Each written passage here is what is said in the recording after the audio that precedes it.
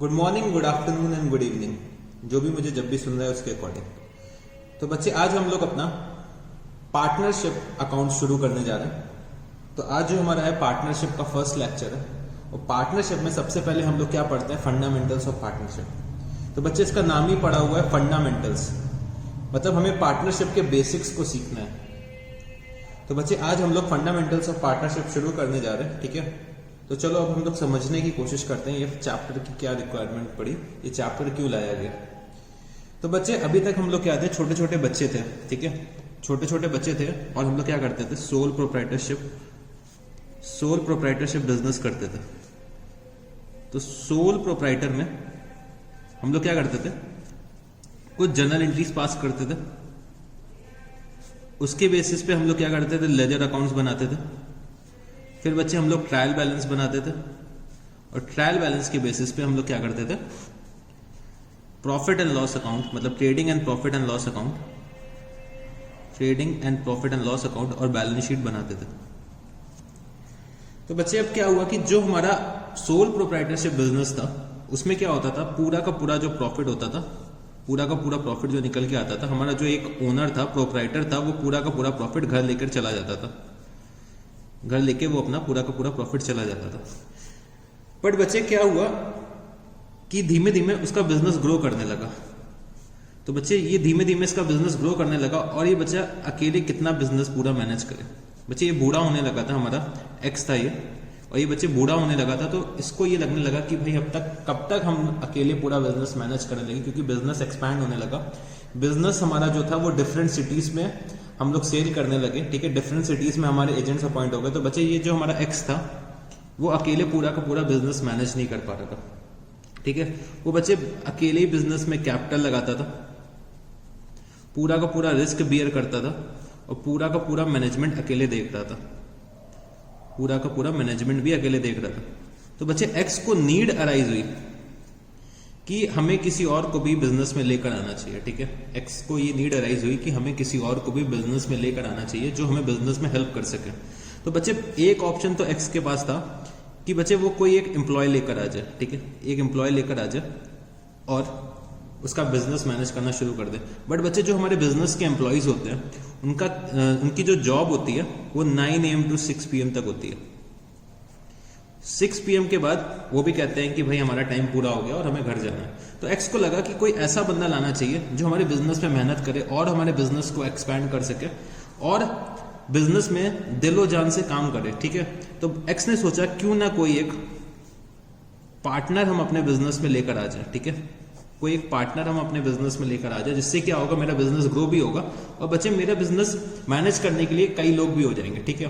तो बच्चे क्या हुआ कि एक्स अपने बिजनेस एक्सपेंशन के लिए कुछ पार्टनर्स ले आया। तो अब जो हमारी फर्म बनी वो बच्चे 3 लोग हो गए बिजनेस में, हमारे 3 लोग हो गए बिजनेस में।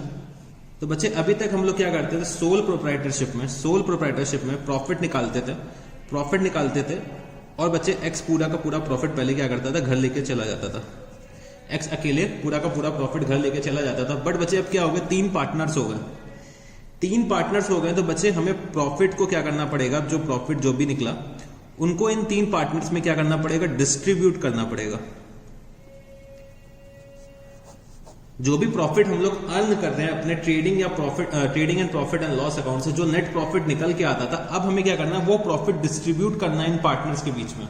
हो सकता है बच्चे लॉस भी अराइज होगा, तो लॉस भी हमें पार्टनर्स के बीच में डिस्ट्रीब्यूट करना होगा। तो बच्चे उस प्रॉफिट या लॉस को डिस्ट्रीब्यूट करने के लिए हमने सोचा कि भाई चलो एक चैप्टर बनाते हैं जिसका नाम है क्या, फंडामेंटल्स ऑफ पार्टनरशिप, जिसमें हम लोग समझ सकेंगे कि हम लोग अपने फर्म और पार्टनर के बीच में जो भी ट्रांजैक्शंस हो रहे हैं उनको हमें कैसे अकाउंट फॉर करना है, या हम कह सकते हैं उनको हमें कैसे रिकॉर्ड करना है, ठीक है, अपने बिजनेस में। तो जो भी ट्रांजैक्शंस बिजनेस और पार्टनर्स के बीच में हो रहे हैं, ठीक है, जो भी ट्रांजैक्शंस बिजनेस और पार्टनर्स के बीच में हो रहे हैं उनको हमें कैसे अकाउंट फॉर करना है, वो हम सीखने वाले हैं फंडामेंटल्स ऑफ पार्टनरशिप में। इसीलिए चैप्टर्स लाए गए, ठीक है, कि हम अपने प्रॉफिट्स का डिस्ट्रीब्यूशन प्रॉपरली कर सकें, हम अपने पार्टनर्स को एक सही तरीके से प्रॉफिट प्रोवाइड कर सके, ठीक है। तो बच्चे फिर क्या हुआ कि प्रॉफिट्स को डिस्ट्रीब्यूट करने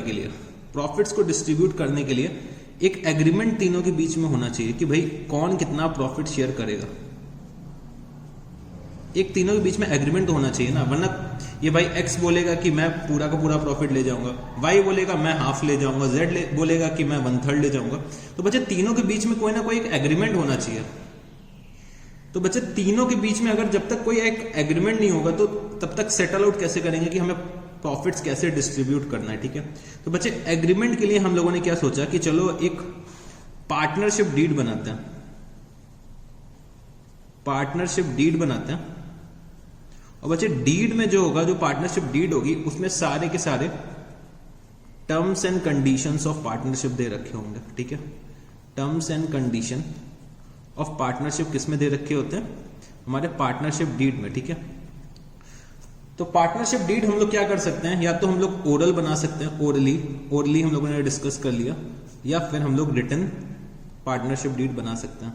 बच्चे ओरली आपको जनरली कहीं देखने को नहीं मिलेगा, हर जगह रिटन पार्टनरशिप डीड बनती है, जिससे कि फ्यूचर में कोई भी कंफ्यूजन्स ना हो, या फिर अगर फ्यूचर में कोई डिस्प्यूट्स भी होते हैं तो हम लोग क्या करेंगे, अपना पार्टनरशिप डीड को रेफर करेंगे और उससे जो भी डिस्प्यूट्स हैं वो हम लोग क्या कर सकते हैं, सेटल आउट कर सकते हैं। ठीक है बच्चे, तो चलो अभी तक इतनी बात तो आप लोगों को समझ में आ गई होगी। तो बच्चे प्रॉफिट डिस्ट्रीब्यूट करने के लिए एक एग्रीमेंट उनके बीच में होना चाहिए, तो उस एग्रीमेंट को हम लोग बोलते हैं पार्टनरशिप डीड। पार्टनरशिप डीड्स में क्या होता है, terms and conditions of partnership होती है। ठीक है, तो ये हम लोगों ने कुछ बेसिक डिस्कस करा। तो चलो बच्चे मेरे साथ थोड़ा सा लिखो। तो बच्चे partnership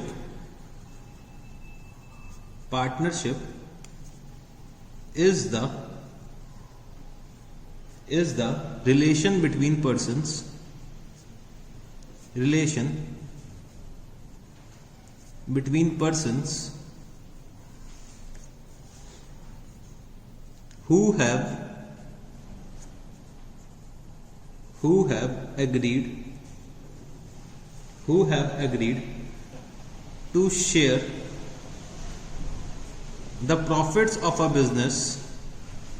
who have agreed to share the profits of a business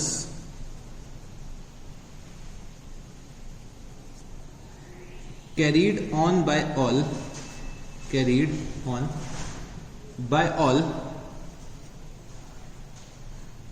or any one of them acting for all। ठीक है, तो पार्टनरशिप बच्चे क्या है, एक रिलेशन है between persons who have agreed to share profits of a business. देखो बच्चे, पार्टनरशिप हम लोग करते ही किस लिए, कि जिससे कि हम लोग प्रॉफिट अराइज कर सके, प्रॉफिट अर्न कर सके और वो हम अपने घर लेकर चले जाए। ठीक है, तो पार्टनरशिप क्या है, एक रिलेशन है between persons who have agreed to share the profits of a business carried on by all, मतलब सारे के सारे पार्टनर्स एक्ट कर सकते हैं, या फिर कोई एक पार्टनर सबके बिहाफ पे भी एक्ट कर सकता है। तो ये क्या है कि पार्टनरशिप की डेफिनेशन दे रखी हुई है। ठीक है, तो हमें ये पार्टनरशिप की एक डेफिनेशन आनी चाहिए। फिर बच्चे एक और बात मैं आपको बताता हूं कि जैसे कि हमने क्या करा, एक फर्म बनाई। ठीक है, एक फर्म बनाई और इसमें 3 पार्टनर्स लेकर आए हमने। ठीक है, ये 3 पार्टनर्स हैं। तो बच्चे ये जो 3 लोग हैं, सबसे पहले तो बेसिक चीज हमें ये मालूम होनी चाहिए, इनको हम लोग पार्टनर्स बोलते हैं। जो बच्चे ये 3 लोग हैं, इनको हम लोग इंडिविजुअली क्या बोलेंगे, पार्टनर्स बोलेंगे। और बच्चे जो इन्होंने ये ABC एंड कंपनी बनाई है, ठीक है, ये A है, ये B है और ये C है। ठीक है, इन्होंने ABC एंड कंपनी बनाई, तो ABC एंड कंपनी को हम लोग क्या बोलेंगे, फर्म बोलेंगे, या फिर हम लोग क्या बोल सकते हैं, पार्टनरशिप फर्म। तो बच्चे ये क्या है, हमारी फर्म बनी है, तीनों जो लोग कोलैबोरेट होके एक फर्म बनाई उसको हम लोग क्या बोलते हैं, पार्टनरशिप फर्म। और इंडिविजुअली हम लोग इनको क्या बोल सकते हैं, पार्टनर्स बोल सकते हैं। तो बच्चे ये चीज हमें बहुत अच्छे से मालूम होनी चाहिए, हमारे पार्टनर्स कौन होते हैं और हमारी पार्टनरशिप फर्म कौन सी होती है। तो बच्चे जो पार्टनरशिप फर्म होती है उसकी एक क्या होती है, एक सेपरेट आइडेंटिटी होती है, जैसे कि हम लोगों ने पढ़ रखा था क्लास 11th में कि बच्चे separate entity concept, partnership firm और उसके पार्टनर्स क्या हैं, दोनों अलग अलग एंटिटी हैं। ठीक है, तो हम लोग अपने फर्म और पार्टनर्स को अलग अलग ट्रीट करेंगे। ठीक है, हम लोग अपने फर्म और पार्टनर्स को अलग अलग ट्रीट करेंगे। फिर बच्चे मेरे साथ और आगे बढ़ो, तो और चीजें मैं आपको क्या करता हूं, समझाने की कोशिश करता हूं। तो बच्चे features and characteristics of partnership, ठीक है, features oblique characteristics of partnership. तो बच्चे कोई भी एक पार्टनरशिप के लिए क्या क्या फीचर्स होते हैं, क्या क्या उसके कैरेक्टरिस्टिक्स होते हैं, मतलब क्या क्या उसकी क्वालिटीज होती हैं, ठीक है। तो बच्चे सबसे पहले मेरे साथ लिखो आप लोग कि कोई भी पार्टनरशिप के लिए एटलीस्ट, कोई भी एक पार्टनरशिप फॉर्म करने के लिए एटलीस्ट 2 पर्सन्स होने चाहिए। तो मैं ये क्या पहला फीचर लिख सकता हूं, 2 और मोर पर्सन्स, 2 और मोर पर्सन्स। बच्चे कोई भी पार्टनरशिप इंडिविजुअली शुरू नहीं हो सकती, तो हमें एटलीस्ट 2 लोग तो चाहिए ही चाहिए, ठीक है। हमें at least 2 persons are required to form a partnership, ठीक है। हमें एटलीस्ट 2 लोग तो चाहिए ही चाहिए, ठीक है। तो मिनिमम हम लोग लिख सकते हैं, मिनिमम हमें कितने पार्टनर्स चाहिए होंगे, 2, ठीक है। मिनिमम हमें कितने चाहिए होंगे, 2, और मैक्सिमम हम लोग कितने रख सकते हैं, 50 पार्टनर्स रख सकते हैं, ठीक है। मैक्सिमम हम लोग कितने पार्टनर्स रख सकते हैं अपने यहाँ, 50 पार्टनर्स रख सकते हैं। ये जो लिमिट लगा रखी है 50 की, वो किसने लगाई है, हमारा कंपनीज एक्ट 2013 ने ये लिमिट लगा रखी है कि हम लोग मैक्सिमम 50 पार्टनर्स एक फर्म में रख सकते हैं, ठीक है। तो पहला फीचर क्या होगा, 2 और मोर पर्सन्स। फिर बच्चे हम लोग अगले फीचर पे आते हैं। तो बच्चे कोई भी पार्टनरशिप के लिए एक एग्रीमेंट होना बहुत जरूरी है, एक एग्रीमेंट होना बहुत जरूरी है, चाहे वो एग्रीमेंट ओरल हो या फिर रिटर्न हो, बट बच्चे एग्रीमेंट होना जरूरी है, जिससे कि क्या हो, पार्टनर्स के बीच में डिस्प्यूट्स ना हो। तो बच्चे ओरल एग्रीमेंट को भी हम लोग क्या कर सकते हैं, रिकॉर्ड कर सकते हैं, ठीक है। आज के टाइम पे ऑडियो रिकॉर्डिंग, वीडियो रिकॉर्डिंग बहुत ज्यादा यूज हो रही है, तो हम लोग क्या कर सकते हैं, अपने एग्रीमेंट्स को ओरल करके उसे रिकॉर्ड भी कर सकते हैं, या फिर रिटर्न एग्रीमेंट तो हम लोग हमेशा बेस्ट मानते हैं, ठीक है। फिर बच्चे हमारा जो पार्टनरशिप का बिजनेस होना चाहिए ना, वो लॉफुल होना चाहिए। तो हम लोगों को इंश्योर करना है कि हम लोग एक लॉफुल बिजनेस के लिए पार्टनरशिप करने जा रहे हैं। मतलब हम लोग क्या गांजा बेचने नहीं जा रहे हैं, या फिर हम लोग इलीगल बिजनेस नहीं करने जा रहे हैं। मतलब हम लोग क्या करते हो, कॉन्ट्रैक्ट लेते हो किसी का मर्डर करने के लिए। तो बच्चे वो लॉफुल बिजनेस नहीं, वो इलीगल बिजनेस है। हमें इंश्योर करना है कि जो हमारा बिजनेस है वो क्या होना चाहिए, लॉफुल बिजनेस होना चाहिए, ठीक है, लॉफुल बिजनेस होना चाहिए। फिर बच्चे अगला अगर मैं फीचर आपसे डिस्कस करूं तो प्रॉफिट शेयरिंग रेशियो हमेशा मेंशन होना चाहिए in case of partnership. Profit sharing ratio होना चाहिए इन केस ऑफ पार्टनरशिप। मतलब हम लोग क्या करते हैं, पार्टनरशिप बनाते ही क्यों है कि हम लोग प्रॉफिट शेयर कर सकें अपने पार्टनरशिप से जो अराइज होंगे। हम लोग जो मेहनत कर रहे हैं, हम लोग जो एफर्ट्स कर रहे हैं, ठीक है, हम लोग जो कैपिटल्स लगा रहे हैं बिजनेस में, इतनी मेहनत कर रहे हैं, तो बच्चे सब पार्टनर्स को क्या होता है कि प्रॉफिट्स अर्न करना है।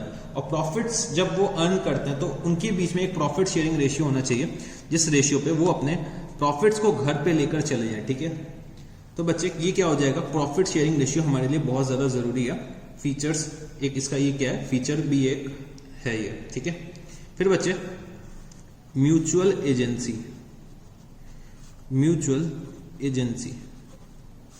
तो बच्चे म्यूचुअल एजेंसी में क्या मतलब हुआ कि जैसे कि अभी हमने बताया था कि पार्टनरशिप का जो बिजनेस होता है, ठीक है, 3 पार्टनर्स हैं ये, ठीक है, ये हमारे जो 3 पार्टनर्स दे रखे हुए हैं।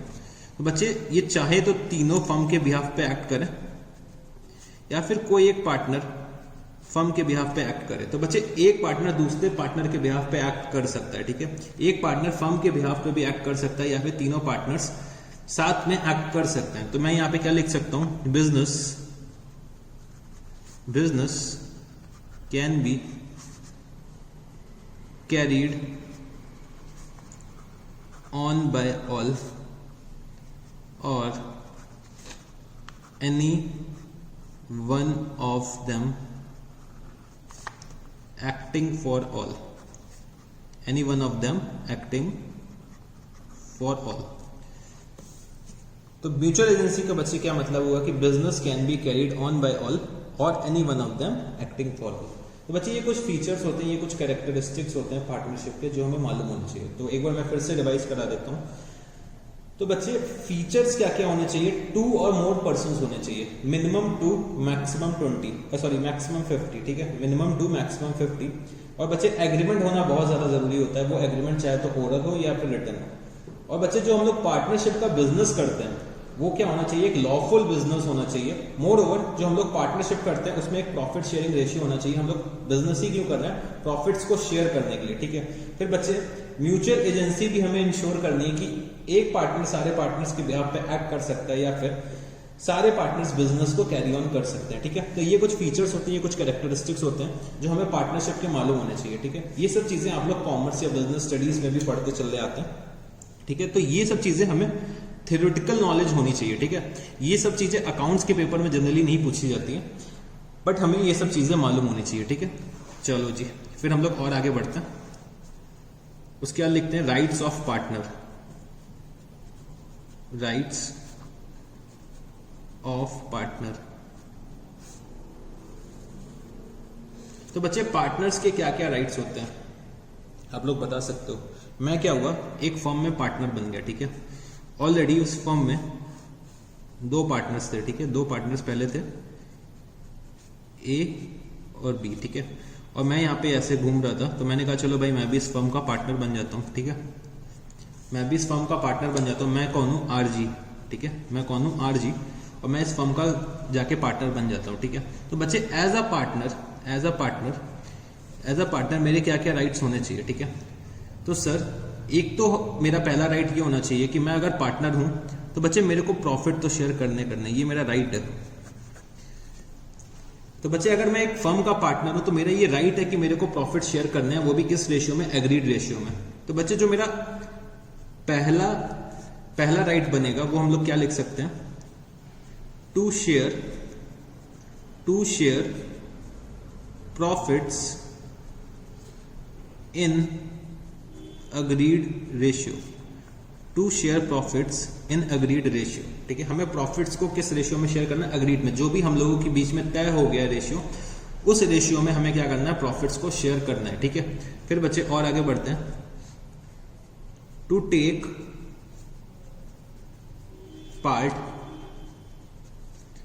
Part in the conduct of business. तो बच्चे एज अ पार्टनर मेरी क्या ड्यूटी होती है कि मेरे को अपने बिजनेस के लिए काम भी करना है। मैं सिर्फ पार्टनर बन जाऊं ये सफिशिएंट नहीं है। तो बच्चे पार्टनर्स भी बहुत तरीके के होते हैं, ये चीज आप लोग कॉमर्स में पढ़ोगे। ये बच्चे कुछ एक्टिव पार्टनर्स होते हैं, कुछ वर्किंग पार्टनर्स होते हैं, कुछ डॉर्मेंट पार्टनर्स होते हैं, कुछ स्लीपिंग पार्टनर्स होते हैं। तो वैरायटी ऑफ पार्टनर्स, ये सब चीजें आप लोग कॉमर्स और बिजनेस स्टडीज में पढ़ते हो। तो बच्चे मेरा एज अ पार्टनर क्या रोल है, अगर मैं वर्किंग पार्टनर हूं तो मेरा एज अ पार्टनर रोल है कि मेरे को अपने बिजनेस के कंडक्ट में काम करना है, ठीक है। बिजनेस के लिए काम करना है, अपने बिजनेस को और ग्रोथ पे लेकर जाना है, बिजनेस के लिए और सेल्स जनरेट करनी है, बिजनेस के लिए और कस्टमर्स लाने हैं। तो बच्चे मेरी क्या ड्यूटी बनती है, to take part in the conduct of business, ठीक है। फिर बच्चे मेरा जो नेक्स्ट राइट होता है क्या होता है, to inspect books of account, to inspect books of account. अब बच्चे जैसे कि ये मेरा बिजनेस चल रहा है, ठीक है, मेरा बिजनेस चल रहा है, तो बच्चे मेरा ये राइट है कि जो भी बुक्स ऑफ अकाउंट्स यहाँ पे मेंटेन हो रहे हैं, ठीक है, जो भी ये बुक्स ऑफ अकाउंट्स यहाँ पे मेंटेन हो रहे हैं, मेरे पास ये राइट है, ठीक है, मेरे पास ये हक है कि उन बुक्स ऑफ अकाउंट्स में क्या ट्रांजैक्शंस हो रहे हैं वो मैं देख सकूं, ठीक है। जो भी ट्रांजैक्शंस मेरा मुनीम, मेरा अकाउंटेंट, जो भी बुक्स ऑफ अकाउंट्स में ट्रांजैक्शंस रिकॉर्ड कर रहा होगा, तो मेरी क्या जिम्मेदारी बनती है कि मैं इन ट्रांजैक्शंस को जाके देखूं, चेक करूं कि मैं कौन से ट्रांजैक्शंस कर रहा हूं, मेरे पार्टनर्स कौन से ट्रांजैक्शंस कर रहे हैं। तो बच्चे ये मेरा राइट होता है कि मैं अपने बुक्स ऑफ अकाउंट्स को क्या कर सकता हूं, इंस्पेक्ट कर सकता हूं, ठीक है। बच्चे ये चीज जरूरी भी है, समझने की कोशिश करिएगा। अगर मेरे पार्टनर्स अननेसेसरी कोई ट्रांजैक्शंस कर रहे हैं तो मैं अगर अपने बुक्स ऑफ अकाउंट्स को इंस्पेक्ट कर लेता हूं तो बच्चे मैं उनसे बोल सकता हूं कि आप ये ट्रांजैक्शंस क्यों कर रहे हो। मैं उनको समझा सकता हूं कि आपको ये ट्रांजैक्शंस नहीं करने चाहिए, ये हमारे बिजनेस के लिए एसेंशियल नहीं है। तो बच्चे म्यूचुअल एग्रीमेंट जो होता है हमारे पार्टनर्स के बीच में बहुत ज्यादा जरूरी होता है। तो बच्चे ये टॉपिक हम लोग इसलिए भी पढ़ते हैं कि कोई हमें लाइफ में बेवकूफ ना बना सके, ठीक है, बेवकूफ ना बना सके। जैसे क्या होता है आज के टाइम पे कि हम लोग पार्टनरशिप बिजनेस में एंटर कर जाते हैं, ठीक है, और हम लोगों ने पार्टनरशिप के बारे में बहुत अच्छे से नहीं जानते होते हैं। तो रियल लाइफ में जब हम आते हैं तो बच्चे अलग अलग सिचुएशंस अराइज होते हैं, ठीक है। अब जैसे कि दो पार्टनर्स हैं, ठीक है, ए और बी, ठीक है। ए है वो बहुत पढ़ा लिखा है और बी जस्ट एक बीकॉम पास स्टूडेंट है, ठीक है। ए मान लेते हैं सीए है और बी कौन है, बीकॉम है, ठीक है। अब बच्चे सीए के पास बहुत अच्छी खासी नॉलेज होगी, बीकॉम के पास थोड़ा सा नॉलेज कम होगी, ठीक है। इन दोनों ने मिलके एक पार्टनरशिप फर्म बनाई और इसका नाम क्या रख दिया, ए बी एंड कंपनी, ठीक है। ए बी एंड कंपनी इन्होंने एक पार्टनरशिप फर्म बना ली, ठीक है।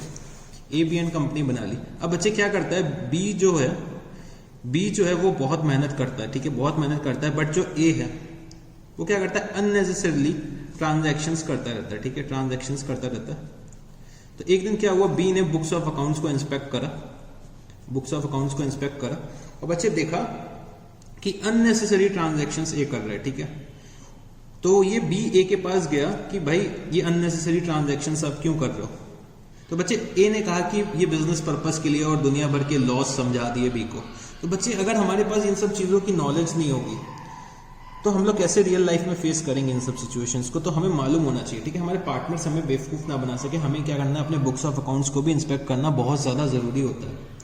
ये बच्चे रियल लाइफ में ये टॉपिक बहुत ज्यादा इंपॉर्टेंट होता है, ठीक है, बहुत ज्यादा इंपॉर्टेंट होता है, क्योंकि पार्टनर्स एक दूसरे को क्या करते हैं, बेवकूफ बनाने की बहुत कोशिश करते हैं रियल लाइफ में।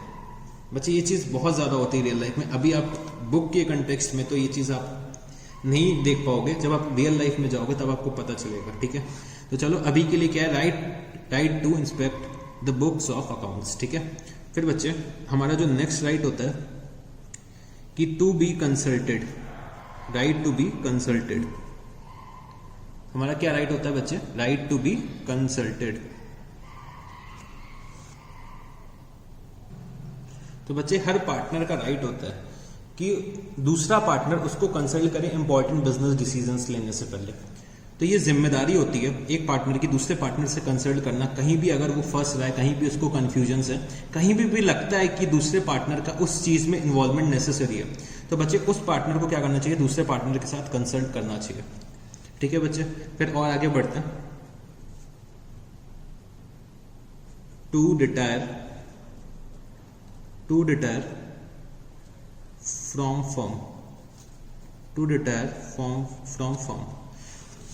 बच्चे हर पार्टनर का राइट होता है कि वो जब चाहे तब अपने फर्म से रिटायर हो सकता है एक नोटिस देने के बाद, ठीक है। फर्म को एक नोटिस देगा और बच्चे पार्टनर अपने फर्म से रिटायर हो सकता है, ठीक है।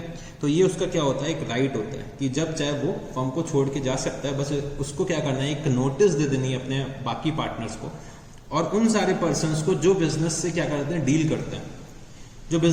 करते हैं एज अ रिप्रेजेंटेटिव, ठीक है। अब वो क्या होता है, जो हमारा पार्टनर रिटायर हो रहा है वो क्या होता है, बिजनेस का रिप्रेजेंटेटिव होता है। तो बच्चे जो आउटसाइडर्स डील करते हैं मतलब जो उनसे डील करते हैं, ठीक है, ये मानते हुए कि ये बंदा हमारा जो इस फर्म का पार्टनर है, तो उन सबको भी नोटिस देना बहुत ज्यादा जरूरी है, ठीक है। ये चीज क्यों होती है, जब हम लोग अपना रिटायरमेंट वाले चैप्टर में पहुंचेंगे वो तब आपको समझ में आ जाएगा, ठीक है। अभी हमारा क्या मालूम होना चाहिए कि एक हमारा राइट क्या होता है, टू रिटायर फ्रॉम फर्म। फिर बच्चे एक और राइट होता है हमारा, टू डिसअलाउ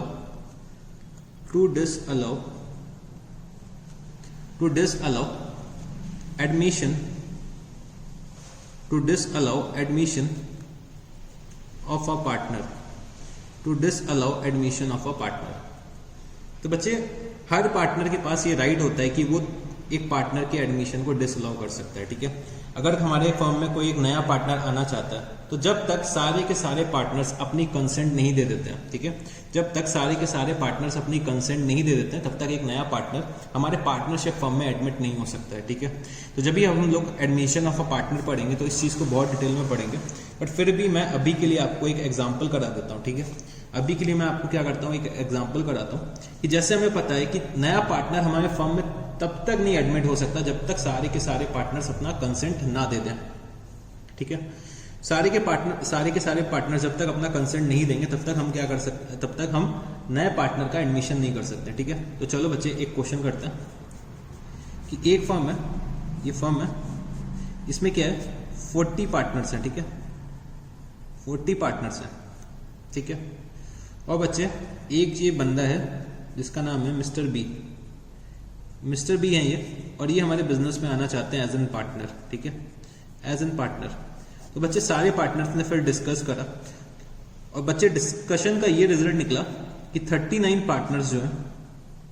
पार्टनर्स जो है उन्होंने क्या करा, एग्री कर दिया, यस कह दिया कि मिस्टर बी को अपने फर्म में पार्टनर बना लेते हैं। बट बच्चे एक जो पार्टनर था मेरा, उन्होंने कह दिया नो, कि हम मिस्टर बी को पार्टनर नहीं बना सकते हैं। ठीक है, तो बच्चे मिस्टर बी हमारे फर्म में एज अ पार्टनर एडमिट नहीं हो सकता।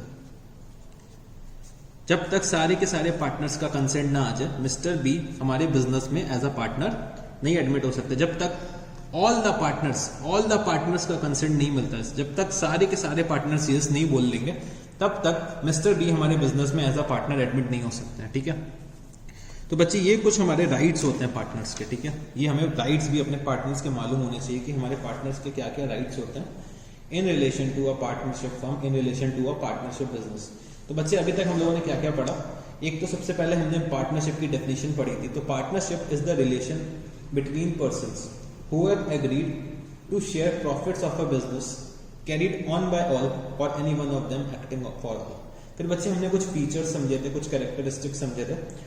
तो फीचर्स में क्या क्या थे हमारे, 2 और मोर पर्संस, एक एग्रीमेंट होना चाहिए, लॉफुल बिजनेस होना चाहिए, प्रॉफिट शेयरिंग रेशियो होना चाहिए पार्टनर्स के बीच में, और म्यूचुअल एजेंसी होनी चाहिए। ठीक है, फिर राइट्स में हमने क्या क्या पढ़ा कि to share profits in the agreed ratio, या फिर take part in the conduct of business, inspect कर सकते हैं हम लोग अपने बुक्स ऑफ अकाउंट्स को। ठीक है, पार्टनर्स के पास राइट होता है कि उनको कंसल्ट किया जाए इंपॉर्टेंट मैटर्स के लिए। फिर हमारा क्या राइट होता है कि हम लोग अपने फर्म से जब चाहे तब रिटायर हो सकते हैं, एक सिंपल सा नोटिस देना होता है बस। फिर बच्चे हम लोग क्या कर सकते हैं, नए पार्टनर्स का एडमिशन क्या कर सकते हैं, डिसअलाउ कर सकते हैं। ठीक है, तो ये सब हमारे क्या होते हैं, राइट्स होते हैं। तो बच्चे ये सब कुछ बेसिक सी बातें थी जो हमें मालूम होनी चाहिए अपने पार्टनरशिप को शुरू करने से पहले। ठीक है, फिर बच्चे जैसे कि मैंने बताया कि हमें क्या करना पड़ता है, एक पार्टनरशिप डीड बनानी पड़ती है। पार्टनरशिप डीड में हम लोग सारे के सारे terms and conditions of partnership business record करते हैं। ठीक है, सारे के सारे terms and condition of partnership business हम लोग किसमें रिकॉर्ड करते हैं, पार्टनरशिप डीड में। ठीक है, तो हम लोग लिख सकते हैं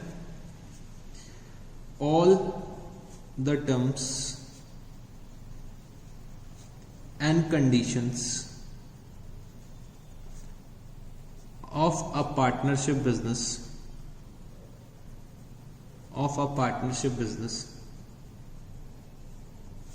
is recorded in the partnership deed. बच्चे हम लोग अपनी फर्म को रजिस्टर ही नहीं करा सकते अगर हमारे पास पार्टनरशिप डीड नहीं है। तो बच्चे जब हम लोग पार्टनरशिप फर्म बनाते हैं, ठीक है, पार्टनरशिप फर्म बनाते हैं, तो ये चीज आप लोग लॉ में पढ़ोगे कि हम लोग अपने फर्म को रजिस्टर नहीं करा सकते अंडर इंडियन पार्टनरशिप एक्ट 1932। हम लोग अपने फर्म को रजिस्टर नहीं करा सकते under Indian partnership act 1932 unless partnership deed बना रखी हो। ठीक है, partnership deed is must for registration under the Indian partnership act. ठीक है, हमें अपने फर्म को रजिस्ट्रेशन कराने के लिए एक पार्टनरशिप डीड बनाना बहुत ज्यादा जरूरी है। ठीक है, तब तक हमारा फर्म का कोई भी रिकॉग्निशन नहीं होगा। ठीक है, उसके बाद बच्चे हमें यह मालूम होना चाहिए कि हमारी जो पार्टनरशिप डीड होती है, पार्टनरशिप डीड में क्या क्या चीजें आती हैं, कुछ पॉइंट्स हमें मालूम होने चाहिए। हो सकता है एग्जाम्स में पूछ लें, give the content of partnership deed. ठीक है, explain the content of partnership deed, या फिर give few examples of the content which are mentioned in the partnership deed. तो बच्चे हमें मालूम होना चाहिए कि क्या क्या चीजें होती हैं पार्टनरशिप फर्म में। तो हम लोग लिख सकते हैं, तो contents of the partnership deed, contents of the partnership deed. तो सबसे पहला कंटेंट हमारा क्या होता है पार्टनरशिप डीड का, बच्चे name and address of the firm, name and address of the firm. बच्चे नाम मालूम होना, लिखा होना चाहिए, और फर्म का एड्रेस लिखा होना चाहिए। तो name and address of the firm. फिर बच्चे हम लोग क्या लिख सकते हैं, name and address of the partners, name and address of the partners भी हमारे पार्टनरशिप डीड में लिखा होना चाहिए, ठीक है। फिर बच्चे type and nature of business, type and nature of business the firm proposes to do, the firm proposes to do। तो बच्चे ये भी लिखा होना चाहिए कि हम लोग कौन से टाइप का, कौन से नेचर ऑफ बिजनेस, किस तरीके का बिजनेस हम लोग करने जा रहे हैं, जिसके लिए हम लोग पार्टनरशिप फॉर्म कर रहे हैं। तो ये भी बच्चे मेंशन होना चाहिए किसमें, पार्टनरशिप डीड में, ठीक है। फिर हम लोग लिख सकते हैं amount of capital, amount of capital to be contributed by each partner, to be contributed by each partner, ठीक है। तो ये सब चीजें होनी चाहिए। अगर मैं और एग्जांपल लिखूं तो हम लोग लिख सकते हैं क्या, interest on capital, interest on capital. और बच्चे क्या लिख सकते हैं, हमारे पार्टनर्स हैं वो ड्यूरिंग द ईयर कितनी ड्राइंग्स कर सकते हैं, कितनी ड्राइंग्स अलाउड है। तो ये हम लोग ड्राइंग्स के बारे में भी एक क्लॉज पार्टनरशिप डीड में मेंशन कर सकते हैं। फिर बच्चे और क्या लिख सकते हैं, इंटरेस्ट ऑन ड्राइंग्स, ठीक है, इंटरेस्ट ऑन ड्राइंग्स। कोई बच्चे सैलरी कमीशन एटसेट्रा देना हो, सैलरी कमीशन एटसेट्रा अगर हमें पार्टनरशिप को देना है, पार्टनर्स को देना है, तो हम लोग ये भी अपने पार्टनरशिप डीड में क्या कर सकते हैं, मेंशन कर सकते हैं। बच्चे हम लोग ये भी लिख सकते हैं कि प्रॉफिट शेयरिंग रेशियो हम लोग क्या अडॉप्ट करने वाले हैं, तो ये भी पार्टनरशिप डीड में लिखना बहुत ज़्यादा ज़रूरी है, ठीक है। तो ये सब चीज़ें हम लोग क्या कर सकते हैं, अपने पार्टनरशिप डीड पे लिख सकते हैं। और भी बच्चे बहुत से पॉइंट्स हैं जो हम लोग लिखते हैं पार्टनरशिप डीड में। तो बच्चे इतने पॉइंट्स तो एटलीस्ट हमें याद होने चाहिए। मतलब अगर एग्जाम में हमसे पूछ लिया जाएगी कि गिव एनी 5 या 6 पॉइंट्स या 6 contents of the partnership deed, तो हम लोग बता सकते हैं कि हमें कि हमें ये चीज़ मालूम है, ठीक है। अगर बच्चे हम ये चीज़ याद भी नहीं करके जाते तब भी हम लोग एक जेन्युइनली पॉइंट निकाल के, जेन्युइन पॉइंट्स निकाल के हम लोग अपने आप से भी, खुद से भी क्या कर सकते हैं, लिख सकते हैं, ठीक है। चलो बच्चे टॉपिक को और आगे लेकर चलते हैं, ठीक है। टॉपिक को थोड़ा सा और आगे लेकर चलते हैं। तो बच्चे आप लोग मेरे साथ एक चीज और लिख सकते हो कि इंपॉर्टेंस क्या होती है पार्टनरशिप डीड की। तो importance of partnership deed, importance क्या होती है पार्टनरशिप डीड की, ये आप लोग मेरे साथ लिख सकते हैं, ठीक है। तो इंपॉर्टेंस क्या होता है, एक तो सबसे पहले हम लोग लिख सकते हैं कि it regulates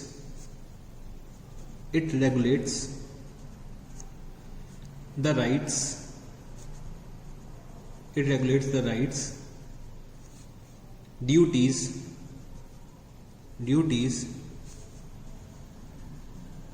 and liabilities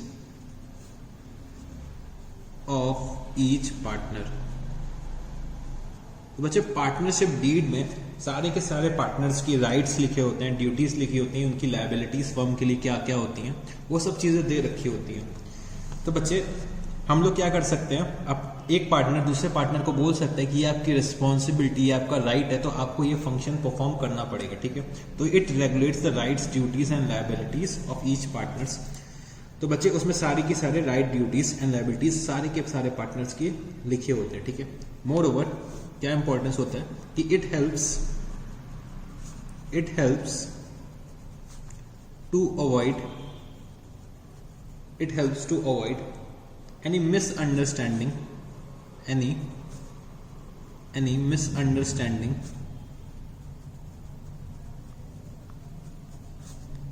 among the partners, it helps to avoid any misunderstanding among the partners। उसके बाद बच्चे हम लोग क्या लिख सकते हैं, और any dispute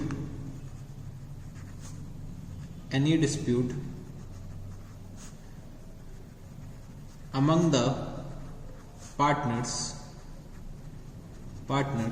can be settled easily। बच्चे अगर कोई डिस्प्यूट है पार्टनर्स के बीच में तो हम लोग क्या कर सकते हैं, उसको इजीली सेटल कर सकते हैं by referring to partnership deed. तो बच्चे इसीलिए एक रिटन पार्टनरशिप डीड का होना बहुत ज्यादा आवश्यक है, जरूरी है, ठीक है। तो चलो बच्चे, ये कुछ पॉइंट्स थे रिलेटेड टू पार्टनरशिप डीड जो हमें मालूम होने चाहिए, ठीक है, before coming to practical aspect. तो चलो बच्चे, थोड़ा सा प्रैक्टिकल एस्पेक्ट पे आने की कोशिश करते हैं और समझने की कोशिश करते हैं, ठीक है। अब बच्चे, अभी तक हम लोग क्या थे, जब छोटे छोटे बच्चे थे तो हम लोग क्या करते थे, प्रॉफिट एंड लॉस अकाउंट बनाते थे, ट्रेडिंग अकाउंट बनाते थे। बच्चे जैसे कि मैंने क्या करा, एक प्रॉफिट एंड लॉस अकाउंट बनाया, ठीक है, प्रॉफिट एंड लॉस अकाउंट मैंने बनाया। तो बच्चे ये मेरा प्रॉफिट एंड लॉस अकाउंट है और ये मैं बना रहा हूँ, ठीक है। तो प्रॉफिट एंड लॉस अकाउंट में सबसे पहले क्या आता था, बाय ग्रॉस प्रॉफिट में लिख देता था। तो by gross profit, by gross profit कुछ निकल के आया, लेट्स टेक, मैंने ले लिया कि 1 लाख रुपीज का मेरा क्या आया, ग्रॉस प्रॉफिट आया, ठीक है।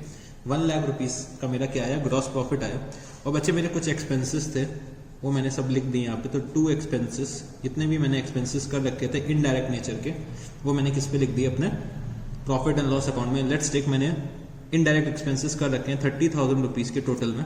तो बच्चे यहाँ पे मेरा क्या निकल के आता था, एक नेट प्रॉफिट निकल के आता था, ठीक है, नेट प्रॉफिट निकल के आता था। नेट प्रॉफिट मेरा कितना होता था, लेट्स टेक 70,000 रुपीज अगर मैं कैलकुलेट करता हूँ, ठीक है बच्चे। तो ये मेरा नेट प्रॉफिट निकल के आया, ठीक है, नेट प्रॉफिट मेरा कितना आया, 70,000 रुपीज आया। तो ये बच्चे हम लोग अभी तक सीख के आ चुके हैं, ठीक है। ये बच्चे हम लोगों ने जब सोल प्रोप्राइटरशिप का हमने ट्रेडिंग एंड फाइनल अकाउंट, मतलब फाइनल अकाउंट्स चैप्टर जब पढ़ा था तो हमने नेट प्रॉफिट निकालना तो सीख लिया था। तो बच्चे ये chapter profit and loss account के बाद ही शुरू होता है। जब हम नेट प्रॉफिट कैलकुलेट कर लेते हैं उसके बाद ये चैप्टर की क्या होती है, बिगिनिंग होती है, क्योंकि अब हमें इस नेट प्रॉफिट के साथ क्या करना है, खेलना है, ठीक है। नेट प्रॉफिट के साथ खेलना ही हमें सिखाया जाता है किस चैप्टर में, फंडामेंटल्स ऑफ पार्टनरशिप में। तो बच्चे सबसे पहले एक चीज हमें मालूम होनी चाहिए कि हमें नेट प्रॉफिट तो निकालना आना चाहिए, ठीक है, तभी तो हम उसके साथ खेल सकेंगे। अब बच्चे समझने की कोशिश करना कि ये हमारी जो पार्टनरशिप फर्म है, ठीक है, ये हमारी जो पार्टनरशिप फर्म है, इसमें 3 पार्टनर्स हैं, ए, बी और सी, ठीक है। बच्चे मेरी ड्राइंग बहुत खराब है और मेरी राइटिंग भी बहुत खराब है, ठीक है, पर धीमे धीमे जब आप मेरे लेक्चर्स देखोगे तो आपको ये समझ में आने लगेगा जो मैंने लिखा हुआ है, ठीक है। तो सर क्या आपकी धीमे धीमे राइटिंग इंप्रूव हो जाएगी? नहीं बच्चे नहीं, मेरी राइटिंग इंप्रूव नहीं हो जाएगी, आपकी मेरे साथ आदत पड़ जाएगी देख देख के, ठीक है। तो चलो बच्चे, इसको हम लोग एग्जाम्पल को और आगे कंटिन्यू करते हैं। तो बच्चे जो हमारी ये फर्म है ए, बी और सी, ठीक है, ये हमारी जो फर्म है जिसमें ए, बी और सी हमारे पार्टनर्स हैं, ठीक है। अब बच्चे ए जो है फर्म के लिए बहुत मेहनत करता है, ठीक है, फर्म के लिए बहुत मेहनत करता है। ए कहता है कि यार मैं इतनी मेहनत करता हूँ, बी और सी से ज्यादा मेहनत करता हूँ, तो मेरे को कुछ अलग से कुछ ना कुछ सैलरी तो मिलनी चाहिए। अगर कोई बाहर के बंदे को भी रखता, अगर मैं एम्प्लॉय रखता तो मेरे को उसको सैलरी देनी पड़ती, बट उसकी जगह ए इतनी मेहनत कर रहा है, तो चलो भैया हमने पार्टनरशिप डीड में लिख दिया कि ए जो इतनी मेहनत कर रहा है, इतनी मेहनत कर रहा है अपने फर्म के लिए, तो हम उसको कुछ सैलरी दे देंगे। लेट्स टेक, ये सोचा कि चलो भैया ए को साल में 10,000 रुपए की अलग से एक सैलरी दे दी जाएगी, ठीक है।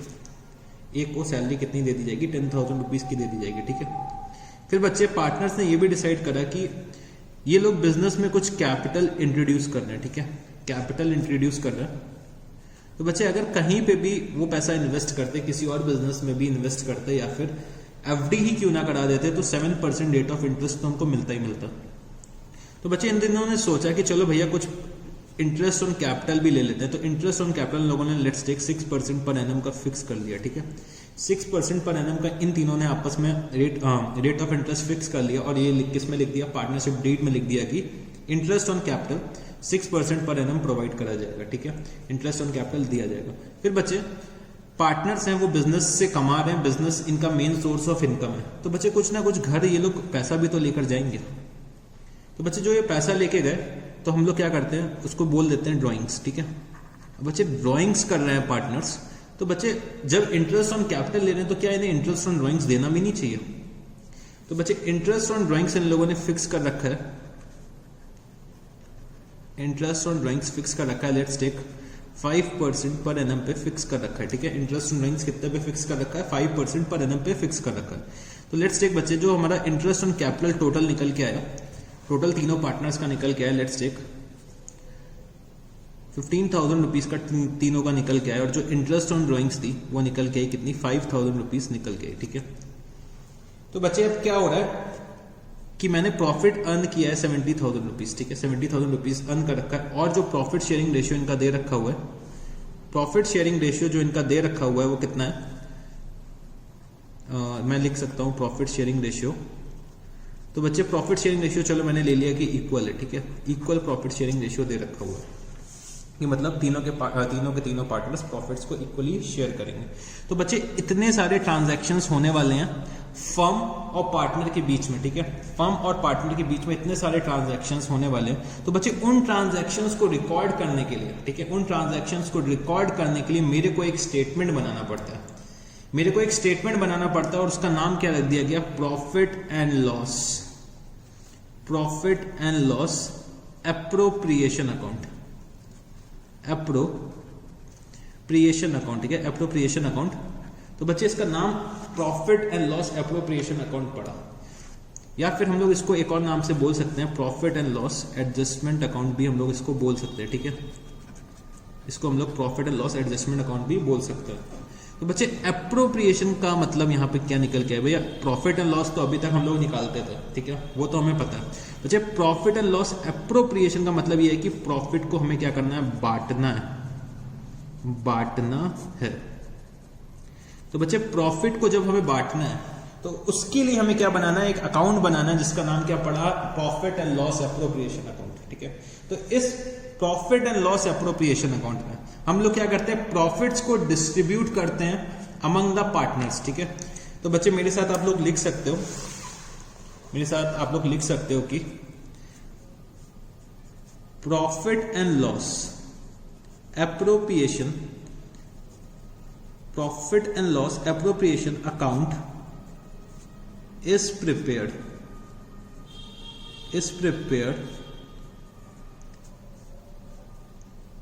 to show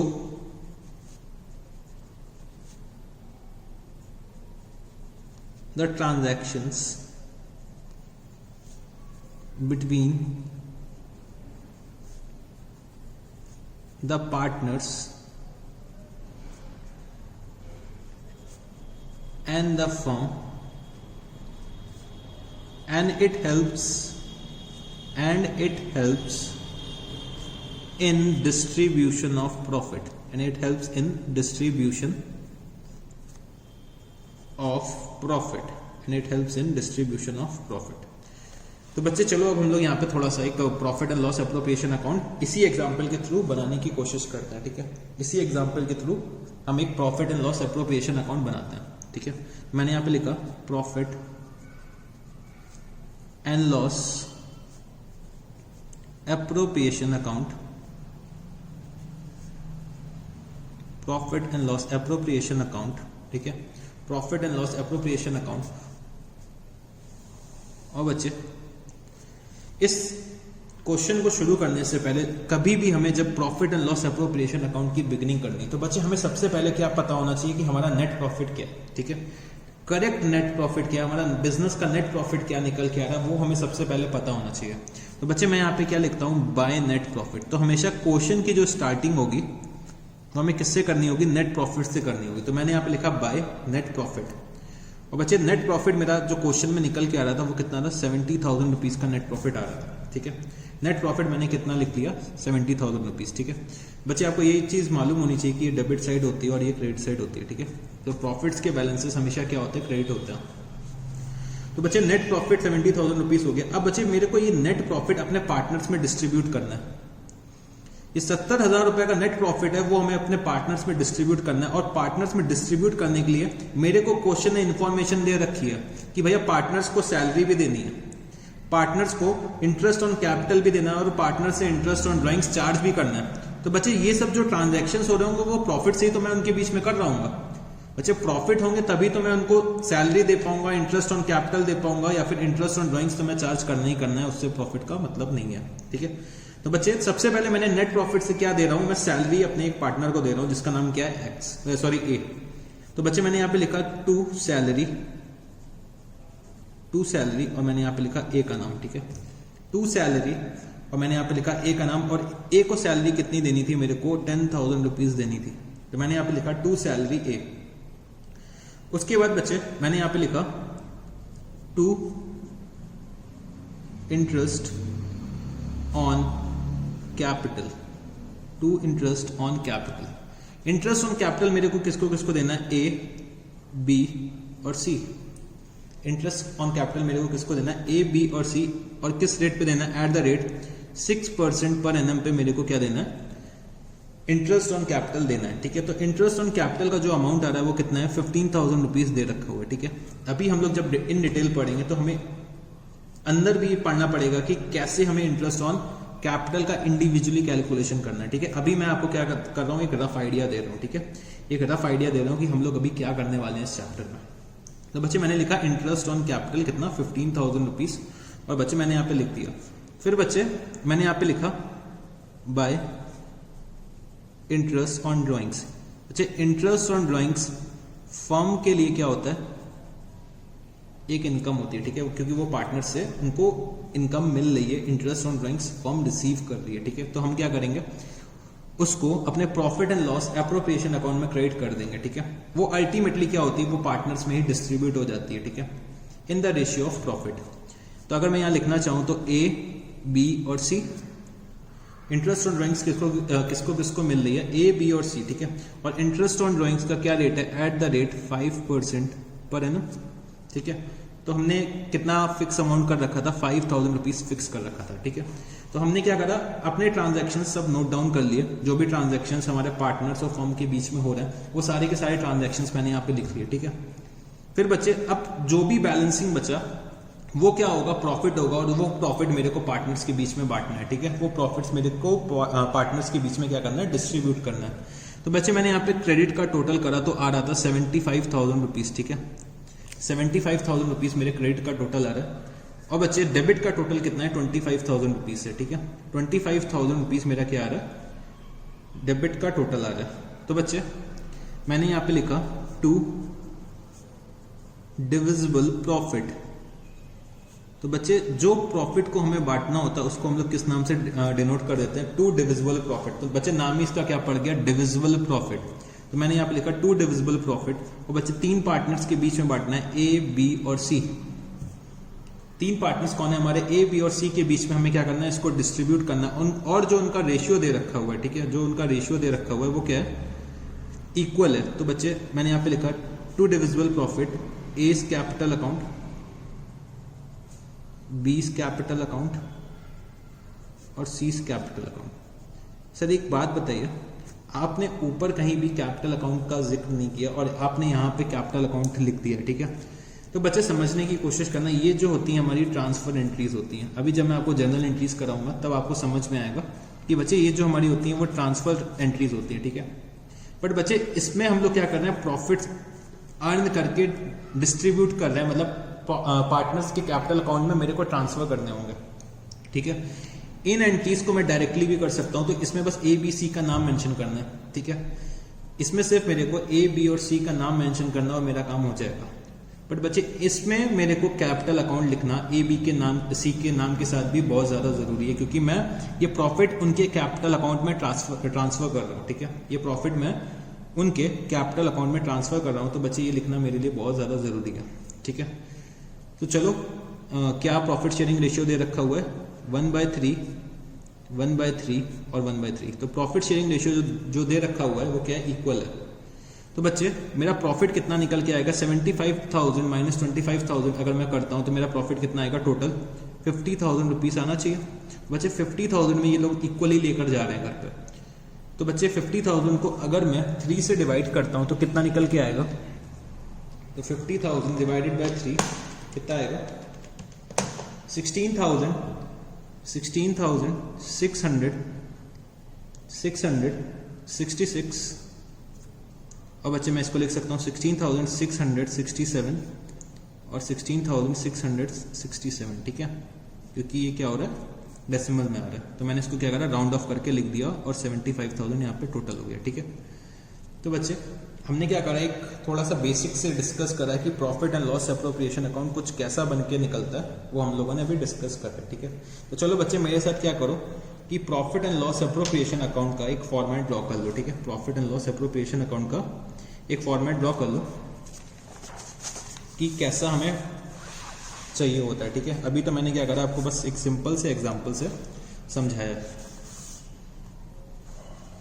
तो बच्चे मेरे साथ ड्रॉ करना, प्रॉफिट एंड लॉस,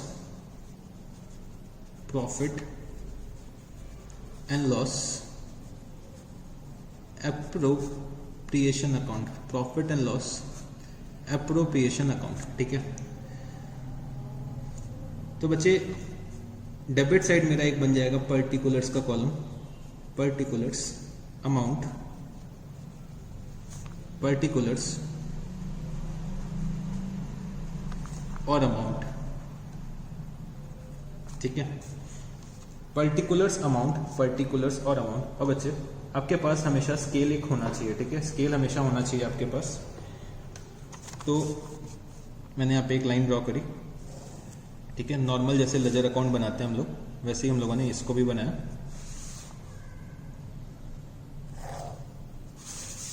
और बच्चे मैंने यहाँ पे लिखा बाय नेट प्रॉफिट। ठीक है, तो कभी भी क्वेश्चन शुरू करने से पहले हमें क्या पता होना चाहिए, नेट प्रॉफिट हमें पता होना चाहिए। तो by net profit, net profit कहाँ से आएगा, हमारा प्रॉफिट एंड लॉस अकाउंट से आएगा। ठीक है, फिर बच्चे जो क्रेडिट साइड एक ही आइटम आता है, क्या आइटम होता है वो, by interest on drawings, by interest on drawings.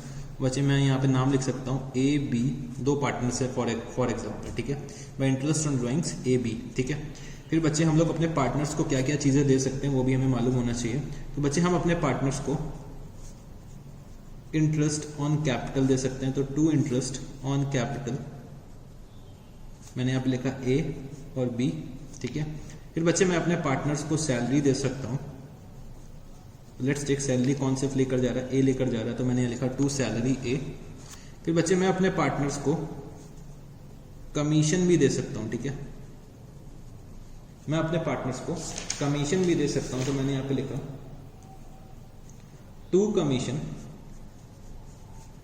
और लेट्स टेक बी को मैंने क्या करा है, कमीशन डिस्ट्रीब्यूट करा है। ठीक है, कमीशन डिस्ट्रीब्यूट करा है किसको, बी को। ठीक है, फिर बच्चे क्या होता है कि हम लोगों को कुछ रिजर्व्स बनाने पड़ते हैं। ठीक है, फॉर एग्जांपल हमारा पार्टनरशिप का एक बिजनेस चल रहा है। ठीक है, बिजनेस को हम लोगों को स्ट्रेंथन करने के लिए, मतलब और मजबूत बनाने के लिए, तो हम लोग क्या करते हैं, कुछ रिजर्व्स बनाते हैं। ठीक है, कि कभी कोई कंटिजेंसी आ जाए, ठीक है, कभी कोई ऐसी रिक्वायरमेंट आ जाए कि हमें पैसे की रिक्वायरमेंट हो, पैसे की जरूरत हो, तो हम लोग क्या करें, उस रिजर्व से पैसा निकाल के मतलब खर्चा कर सकें, एक्सपेंस कर सकें। ठीक है, जैसे हम लोग अपने घर में भी क्या करते हैं, गुल्लक बना के रखते हैं। ठीक है, हम लोग क्या करते हैं, अपने घर पे ऐसे एक गुल्लक बनाने की कोशिश करते हैं। ऐसा पॉट होता है कुछ, ठीक है, यहाँ पे एक छोटा सा छेद होता है और यहाँ से हम लोग पैसे डालते हैं। ठीक है, तो सर ये कैसा गुल्लक है, बच्चे बस मेरी आर्ट ऐसी है। ठीक है, जितनी खराब मेरी आर्ट है उतनी अच्छी मेरी अकाउंट्स है।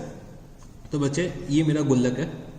ठीक है, मैं यहाँ पे क्या करता हूँ, पैसे डालता हूँ, उसमें मैं क्या करता हूँ, सेविंग होती रहती है। फिर बच्चे जब मेरे को जरूरत पड़ती है तो मैं इस गुल्लक को फोड़ता हूँ और इससे पैसे निकाल के एक्सपेंस कर देता हूँ, जब भी मेरे को कुछ जरूरत का एक्सपेंस करना पड़ता है। तो बच्चे हम लोग बिजनेस में भी क्या करते हैं, कुछ रिजर्व्स बनाते हैं कि कभी हमें पैसा जरूरत पढ़ने पे, मतलब मेरे पास अगर पैसा ना हो तो बहुत दिक्कत है। ठीक है, तो मेरे पास जब भी जरूरत हो तो मेरे पास थोड़ा पैसा है, मैंने उस पैसे को सेव करके कहीं ना कहीं रखा हुआ है। ठीक है, तो हम क्या करते हैं, अपने प्रॉफिट से कुछ रिजर्व्स बनाते हैं, कुछ रिजर्व्स बनाते हैं। तो हम लोग क्या कर सकते हैं, अपने प्रॉफिट से रिजर्व बना सकते हैं। तो हम लोग लिख सकते हैं to general reserve, to general reserve. ठीक है, टू जनरल रिजर्व।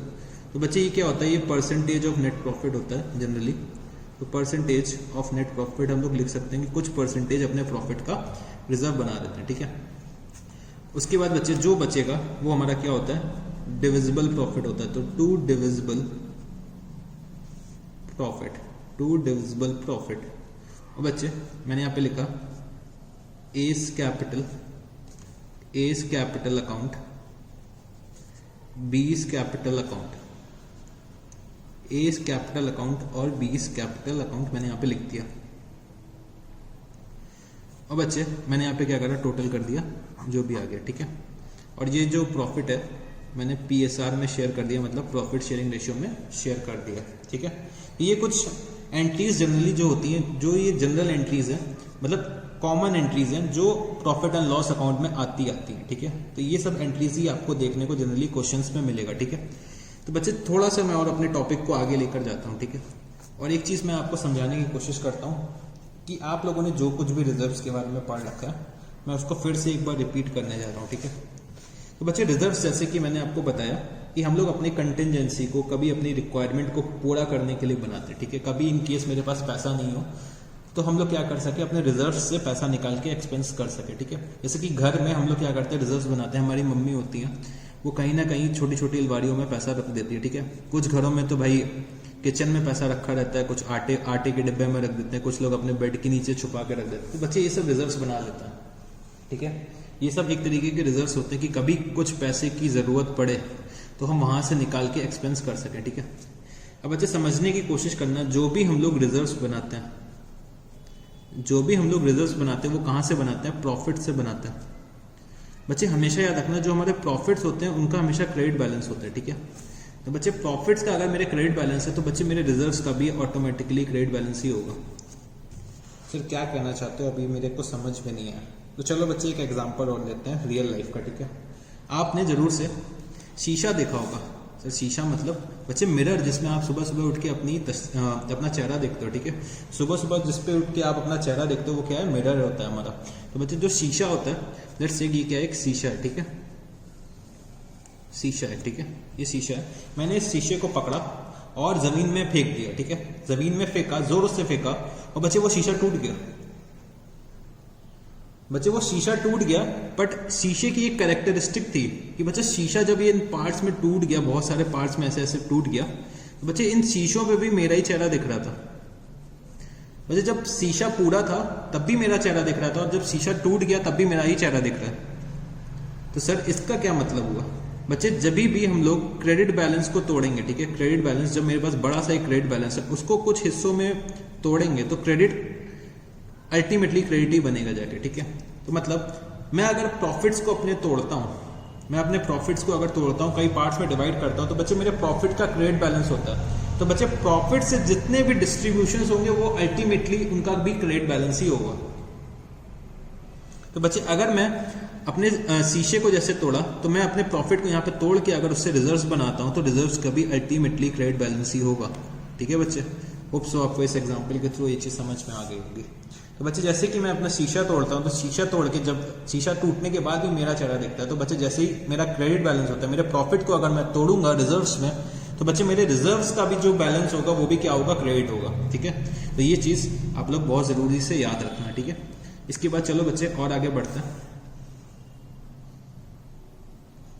तो बच्चे क्वेश्चन नंबर 38 खोलना अपने नोट्स का, और हम लोग ये क्वेश्चन सॉल्व करने जा रहे हैं, ठीक है। तो बच्चे Prem and Manoj are partners in a firm sharing profits in the ratio of 3:2. The partnership deed provided that Prem was to be paid salary of ₹2500 per month and Manoj was to get a commission of ₹10,000 per year. Interest on capital was to be allowed at the rate 5% per annum and interest on drawings was to be charged at the rate 6% per annum. Interest on Prem's drawing was ₹1250 and Manoj's drawings was ₹425. Interest on capital of the partners were ₹10,000 and ₹7,500 respectively. The firm earned a profit of $90,575 for the year ended 31st March 2018. Prepare profit and loss appropriation account for the firm. तो हमें क्या करना है इस question में, profit and loss appropriation account prepare करके दिखाना है, ठीक है। Profit and loss appropriation account. तो चलो बच्चे, जैसे कि हम लोगों ने समझ रखा है, इस क्वेश्चन को सॉल्व करने की कोशिश करते हैं, ठीक है। तो आप लोग मेरे साथ साथ चलिएगा, ठीक है। हम लोग इस क्वेश्चन को पूरी तरह से करने की कोशिश करते हैं।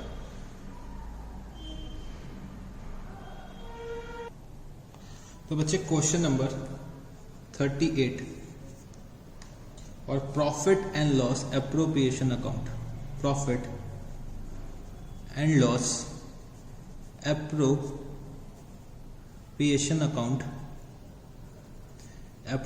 अकाउंट, ठीक है, for the year ended, for the year ended, बच्चे ईयर एंडेड की डेट नहीं दे रखी तो मैंने यहाँ पे डैश डैश डैश कर दिया, ठीक है। फिर बच्चे आप लोग profit and loss appropriation account बना लीजिए, ठीक है, उसका फॉर्मेट प्रॉपर बना लीजिए। फिर हम लोग इस क्वेश्चन को शुरू करते हैं, ठीक है।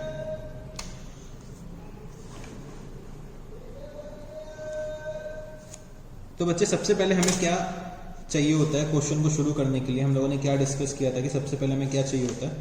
तो सर आपने बताया था हमें कि सबसे पहले हमें क्वेश्चन में नेट प्रॉफिट की ज़रूरत होती है, ठीक है, नेट प्रॉफिट की ज़रूरत होती है। तो बच्चे नेट प्रॉफिट क्या दे रखा हुआ है क्वेश्चन में।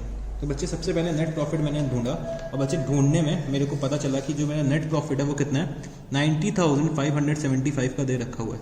और बच्चे यहाँ पे ईयर एंड भी दे रखा है, तो चलो हम लोग लिख भी देते हैं, ठीक है। 31 मार्च 2018, ठीक है, 31 मार्च 2018 दे रखा है तो मैंने लिख लिया, ठीक है। और बच्चे नेट प्रॉफिट जो था उसी से मेरे को क्वेश्चन शुरू करना है, तो मैंने लिखा by net profit, by net profit. और नेट प्रॉफिट जो मैंने लिखा वो कितना है, 90,575, 90,575। तो मैंने यहाँ पे लिखा बाय नेट प्रॉफिट 90,575। फिर बच्चे मैंने देखा कि क्वेश्चन में दे रखा है कि प्रेम को कुछ सैलरी मिलनी है, ठीक है। जो हमारा पार्टनर है प्रेम, उसको कुछ सैलरी मिलनी है और सैलरी कितनी है, 2500 रुपीज पर मंथ। तो बच्चे मैंने यहाँ पे लिखा टू सैलरी, और मैंने यहाँ पे लिखा प्रेम। तो बच्चे प्रेम को सैलरी मिलनी थी और सैलरी कितनी थी, 2500 रुपीज पर मंथ। तो बच्चे ईयरली सैलरी कितनी हो जाएगी। तो बच्चे मैंने यहाँ पे इसको 12 से मल्टीप्लाई कर दिया, क्योंकि बच्चे जो हम लोग profit and loss appropriation account बनाते हैं वो पूरे साल का बनाते हैं, फॉर फुल कंप्लीट ईयर बनाते हैं। तो बच्चे हमें पूरे साल की सैलरी कैलकुलेट करनी पड़ेगी। तो टू सैलरी हमने प्रेम को कितनी सैलरी दे देनी है, 30,000 रुपीज, ठीक है। 30,000 रुपीज मैंने क्या करना है, सैलरी प्रेम को दे देनी है। फिर बच्चे क्वेश्चन में दे रखा हुआ है कि Manoj was to get a commission of rupees 10,000 per year. तो बच्चे मनोज जो था उसको कोई कमीशन मिलना है, ठीक है। तो मैंने यहाँ पे लिखा टू कमीशन, और मैंने यहाँ पे किसका नाम लिख दिया, मनोज। तो टू कमीशन और किसको मिल रहा है, मनोज को मिल रहा है। और बच्चे कितना अमाउंट दे रखा हुआ है, 10,000 रुपीज दे रखा हुआ है। तो मैंने यहाँ लिखा 10,000 रुपीज, 10,000 रुपीज। बच्चे मैंने क्या लिख दिया, मनोज का नाम लिख दिया। और बच्चे मैंने कितना लिख दिया, 10,000 रुपीज। फिर बच्चे हमारे क्वेश्चन में क्या दे रखा है कि interest on capital was to be allowed at the rate 5% per annum and interest on drawings was to be charge at the rate 6% per annum, ठीक है। तो इंटरेस्ट ऑन कैपिटल के लिए रेट दे रखा हुआ है और इंटरेस्ट ऑन ड्राइंग्स के लिए भी रेट दे रखा हुआ है, ठीक है। बट बच्चे इंटरेस्ट ऑन ड्राइंग्स और इंटरेस्ट ऑन कैपिटल का ऑलरेडी उन लोगों ने मेरे को अमाउंट कैलकुलेट करके दे दिया। तो बच्चे मेरे लिए रेट का कोई रेलेवेंस ही नहीं रह गया क्वेश्चन में। अगर अमाउंट कैलकुलेट करके ये लोग मेरे को नहीं देते, अगर अमाउंट कैलकुलेट करके ये लोग मेरे को नहीं देते तो मेरे को क्या करना पड़ता, रेट्स अप्लाई करके मेरे को इंटरेस्ट कैलकुलेट करना पड़ता। तो बच्चे रेट्स के लिए इन लोगों ने ना ही मेरे को क्वेश्चन में ड्राइंग्स बताई हैं, ना ही मेरे को कैपिटल बता रखा है। तो बच्चे मैं रेट्स कहाँ पे अप्लाई करूँगा, कहीं नहीं कर सकता हूँ। तो इसीलिए इन्होंने क्या करा कि मेरे को पहले से ही इंटरेस्ट ऑन कैपिटल और इंटरेस्ट ऑन ड्राइंग्स बता दिया। तो बच्चे मैंने यहाँ पे लिखा to interest on capital, to interest on capital. बच्चे मैंने नाम लिखा प्रेम और मनोज, प्रेम और मनोज दोनों का मैंने नाम लिखा। तो बच्चे प्रेम को इंटरेस्ट ऑन कैपिटल जो मिल रहा है वो कितना है, 10,000 रुपीज है। और बच्चे जो मनोज को इंटरेस्ट मिल रहा है वो कितना है, 7,500 रुपीज है, ठीक है। 7,500 रुपीज क्या है, मनोज को मिल रहा है। तो बच्चे टोटल इंटरेस्ट ऑन कैपिटल कितना हो जाएगा, 17,500 रुपीज हो जाएगा, ठीक है। टोटल इंटरेस्ट ऑन कैपिटल कितना हो जाएगा, 17,500 हो जाएगा। फिर बच्चे मैंने यहां पे लिखा bye interest on drawings, bye interest on drawings. और बच्चे इंटरेस्ट ऑन ड्राइंग्स मैं किससे चार्ज कर रहा हूँ, प्रेम से चार्ज कर रहा हूँ। और किससे चार्ज कर रहा हूँ, मोहन से चार्ज कर रहा हूँ। तो बच्चे जो प्रेम से इंटरेस्ट ऑन ड्राइंग्स में चार्ज कर रहा हूँ वो कितनी है, 1250 रुपीज की है। और बच्चे जो मैं मोहन से चार्ज कर रहा हूँ वो कितनी है, 425 रुपीज है, ठीक है। अगर मैं इनका टोटल करता हूँ तो कितना आएगा, 16 1675, ठीक है, 1675 इसका टोटल आ जाएगा, ठीक है, इसका टोटल कितना आएगा 1675। और बच्चे और भी कोई ट्रांजैक्शन हमारे क्वेश्चन में दे रखा है क्या? तो नहीं सर नहीं, बस हमारे क्वेश्चन में यही ट्रांजैक्शंस दे रखे थे। तो बच्चे मैंने क्या करा यहाँ पे, मैंने यहाँ पे क्या करा, यहाँ पे अपने क्रेडिट का टोटल करा, क्रेडिट का टोटल करा और मैंने क्या करा, उसको डेबिट से माइनस कर दिया। तो बच्चे जो मेरा क्रेडिट का टोटल अगर मैं करता हूँ तो ये आ रहा है 92250, ठीक है, 92250। और बच्चे 92250 को मैंने इसमें से माइनस करा 30,000 माइनस 10,000 माइनस 17,500। तो बच्चे जो मेरा बैलेंस बच के आया वो कितना आया, 34,750। तो बच्चे ये जो 34,750 है वो मेरे बिजनेस का क्या होगा, डिविजिबल प्रॉफिट होगा, ठीक है, मेरा क्या होगा, ये डिविजिबल प्रॉफिट होगा। तो मैंने यहाँ लिखा टू डिविजिबल प्रॉफिट। और बच्चे मैंने यहाँ पे लिखा प्रेम्स कैपिटल और बच्चे मनोज कैपिटल। और बच्चे जो मेरा प्रॉफिट शेयरिंग रेशियो क्या था, तो प्रॉफिट शेयरिंग रेशियो मेरा दे रखा हुआ है 3/5 और 2/5, ठीक है, 3/5 और 2/5। तो बच्चे अगर मैं 3/5 इसका निकालता हूं 34,750 का, तो कितना आएगा बच्चे, ये निकल के आता है 20850, ठीक है, 20850। तो बच्चे 2/5 कितना हो जाएगा, तो अगर मैं इसको सॉल्व करता हूं तो ये निकल के आता है 13,900 रुपीज निकल के ये आएगा, ठीक है। तो बच्चे मैंने क्या करा, अपना डिविजिबल प्रॉफिट क्या करा, अपने पार्टनर्स में डिस्ट्रीब्यूट कर दिया। तो बच्चे ऐसे क्वेश्चंस होते हैं जो हमें profit and loss appropriation account में सॉल्व करने के लिए मिलेंगे। तो अभी ये जो था वो बहुत बेसिक सा क्वेश्चन था, ठीक है, बहुत बेसिक सा क्वेश्चन था। जब हम लोग इन डिटेल जाएंगे, ठीक है, इन डिटेल जाएंगे तो हमें इंटरेस्ट ऑन ड्रॉइंग्स का कैलकुलेशन सीखना है, इंटरेस्ट ऑन कैपिटल का कैलकुलेशन सीखना है, कमीशन का भी अभी हमें कैलकुलेशन थोड़ा सा सीखना पड़ेगा, ठीक है। तो ये सब चीजें अभी हमें इस चैप्टर में सीखनी है, ठीक है। तो बच्चे हमें प्रॉफिट एंड लॉस एप्रोप्रिएशन का अभी हमने क्या करा है, एक रफ आइडिया लिया है, एक मोटा मोटा आइडिया लिया है कि हमें इसको कैसे बनाना होता है, ठीक है। अब जब हम लोग इसके अंदर और डिटेल में जाएंगे तो हमें इंडिविजुअली सबका ट्रीटमेंट समझना है और फिर से उनको क्या करना है, क्लब कर देना है, ठीक है। तो अभी के लिए हम लोग क्या करते हैं, अभी के लिए आज की क्लास के लिए हम लोग बस इतना ही रखते हैं, ठीक है। आज की क्लास के लिए हम लोग इतना ही रखते हैं। तो आज की क्लास हमारी यहीं पे एंड होने को आ गई, ठीक है। जब हम लोग नेक्स्ट क्लास में आएंगे तो इंडिविजुअली सबका ट्रीटमेंट करना भी सीखेंगे, ठीक है। तो अभी हम लोग क्या करना है, इतना ही रखना है। आज की क्लास में मैंने जितना भी आपको पढ़ाया, ठीक है, घर जाके एक बार आराम से बहुत अच्छे से आपको रिवाइज करना है, ठीक है। सारे के सारे क्वेश्चन जो मैंने कराए, जैसे कि क्वेश्चन नंबर 38 मैंने कराया, एक इंडिविजुअली मैंने आपको क्वेश्चन डिस्कस भी करा था अपने पास से लेके, तो वो भी एक बार आपको देखना है। क्या क्या पार्टनर्स के राइट्स होते हैं, क्या क्या पार्टनरशिप की कैरेक्टरिस्टिक्स होती हैं, ठीक है, पार्टनरशिप की डेफिनेशन क्या होती है, पार्टनरशिप डीड के कंटेंट्स क्या होते हैं, वो आपको आज ही के आज रिवाइज करते हुए चलना है, ठीक है। तो चलो बच्चे, हम लोग आपको फिर से नेक्स्ट लेक्चर पे मिलेंगे, ठीक है। तो आज के लिए इतना ही है। थैंक यू बच्चे, ठीक है।